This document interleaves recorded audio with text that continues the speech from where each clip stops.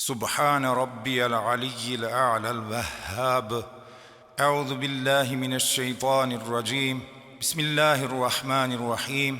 الحمد لله رب العالمين والعاقبة للمتقين، والصلاة والسلام على سيدنا ونبينا محمد وعلى آله وصحبه أجمعين. اللهم ثبتنا بمتابعة نبيك الكريم، ووفقنا الاستمساك دائما بسنته ودينه القويم، واحشرنا في زمرته آمنا من الهول العظيم. اللهم يا محول الحول والأحوال، حول حالنا إلى أحسن الحال.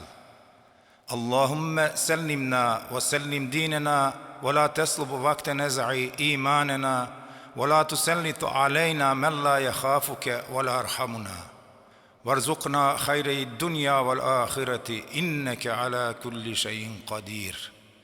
اللهم اغفر لنا ولوالدينا ولمن له حق علينا، ولمن وصانا بالدعاء الخير، ولسائر المؤمنين والمؤمنات والمسلمين والمسلمات الأحياء منهم والأموات.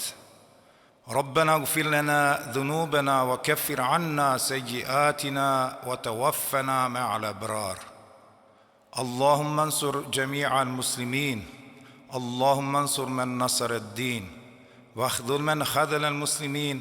اللهم أيد وانصر جنود الموحدين بإعلاء كلمة الحق إلى يوم الدين، وقهر أعداءنا الكفرة والمنافقين بحرمة من أكرمته بالمعراج وأرسلته رحمة للعالمين.